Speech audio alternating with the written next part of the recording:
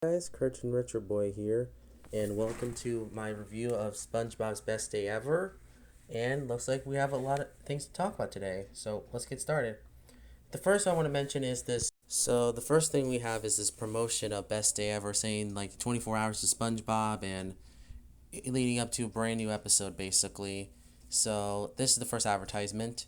The second advertisement is basically advertising birthday creature features crab video game and other stuff and the CD as well. So that's something cool, something neat for the holidays and stuff. So because this was a special, not a special. This is basically the CD that was leading up to the Best Day Ever marathon. It includes songs like "Riding the Hook," "The Best Day Ever," and "Where's Gary." "Where's Gary" is a new song that didn't appear on this thing at all. As I said, this CD had a lot of good songs in there, including "Play of the Month." So let's move on. This is basically the SpongeBob book. This is the first Best Day Ever book, and I will say this is a pretty neat book that you would definitely read for your children. I give it a good 7 out of 10. It's a pretty good book. Moving on, we have the SpongeBob Best Day Ever activity book, which came out the same year as the other book. And I do think this book is really good, and I recommend reading it if you like SpongeBob and activities.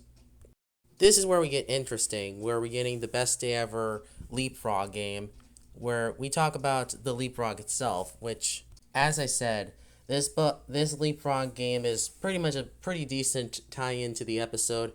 Too bad it didn't come out the same year as the episode anyway. I feel like that's kind of weird how they didn't make it like come out the same year as the episode. I guess it's because this came out, after the episode, I guess. Oh well. Then we have the SpongeBob Flash game Best Day Ever, which is basically a Mario Maker type of level, and it's just, this game is not really too much special. If I was gonna be a Best Day Ever maker, I would make it a mini game collection, but it's still a good the game though. Then we have the SpongeBob Best Day Ever website. Back in the day, it has downloads, games, and other stuff and site and mesh and things. This is the Video Now Pocket that is based on Best Day Ever. I kind of wonder if this was supposed to come out the same day as Best Day Ever or it came out earlier.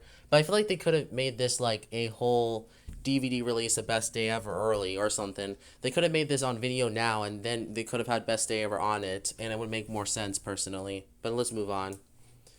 Then we have the Best Day Ever shirt, which is really cool. I do recommend this shirt, and I do recommend buying it as long as you can find the right price for it, and it's still a pretty good shirt.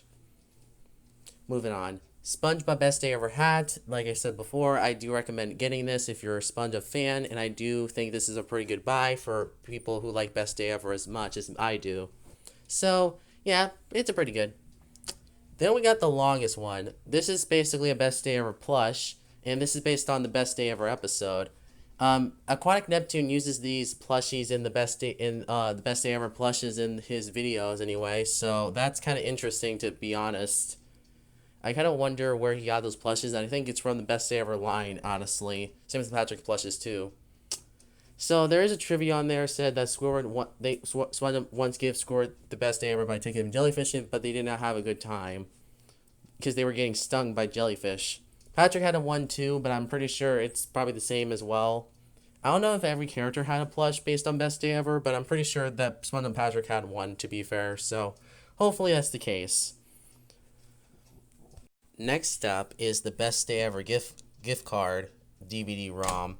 I don't actually own this at all. I might get it at some point, but, it's kind of pointless when you have a thing that is, I don't know. I don't know if I want to own this or not. It is pretty cool, but I don't know if I want to own it or not. During New York thing, there was New York had a celebration of Best Day Ever, and they had sponges that were promoting Best Day Ever, and I'm pretty sure that you cannot find these online, I think. So, if you are able to find them, then tell me in the comments below. But we have the big thing that we're all gearing up for. So the episode begins with SpongeBob getting ready to go to work and having the best day ever so far. And singing Best Day Ever, of course. Next up is that at the Krusty Krab, it turns out Nematodes were, attacking it. And it's up to SpongeBob to stop the Nematodes from, getting them there. So he uses his flute and basically carries them away from the restaurant and gets tired. And then we have to move on to Sandy's place. Sandy is basically has a leak, and SpongeBob tries to karate chop her, and she doesn't want to do that, so she karate chops him up to the air and fixes the tree gnome. Of course, makes sense to me. Then we have Patrick. In this part of the episode, SpongeBob, it turns out Patrick broke his net, and SpongeBob gives him his net, his old net, and then basically tries to play with his new one. But Patrick breaks that old net and asks for the new net, and basically SpongeBob doesn't get to play with the jellyfish, which this part reminds me a lot of Yours, Mine, and Mine. But, it's at least better than half of that episode, honestly. So then we have Squidward at the concert, and it turns out that he can't play because it's clear shot. And basically, SpongeBob gives him his tooth and basically tells him to go do the concert. This is one of those sections I really like because, I like seeing him do that. So now SpongeBob has to get into the concert, and the guard won't let him in. He tries multiple times, and then he doesn't get in, and then it turns out SpongeBob was on VIP list, which is kind of strange, but I honestly think that's wholesome. But once SpongeBob gets in, this is where the big shocker happens, and it turns out his best day ever didn't go as far as planned, and this part of the episode is where... So basically, SpongeBob says that today was supposed to be his best day ever, and his friends comfort him and tells him that it's alright, and SpongeBob says it's not alright, this is supposed to be his best day ever, and that he was supposed to do all these things, but SpongeBob's friends appreciate what he done and wants to make it up to him. So the episode ends with SpongeBob and his friends performing Best Day Ever in front of the crowd, and the episode ends with them, being on the Krabby Patty. So, what's closing thoughts? I thought this was a great 10 out of 10 episode. I really like this one, honestly, and it's mainly because I like seeing SpongeBob help out his friends and do all this stuff, and I do like seeing them help SpongeBob at the end and and do a good job and basically want to make it up to him. Well, I think it's very sweet of them to do. But I've seen other people say that this episode was a ratings trap.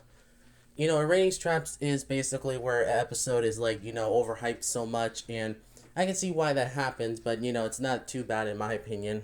I mean, personally, Paper Dawn even said this was her least favorite episode of the entire show, and I'll be honest, I don't understand why.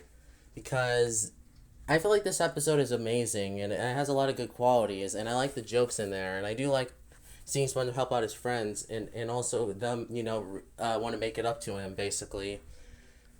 That's what makes it a very sweet episode, in my opinion, and this is why I'm giving Best Day Ever a 10 out of 10. I definitely think it's worth the hype that it was going up for. And I can see why people hate it, but personally, this is a great episode. I'll see you guys next time. Cartoon Retro Boys out.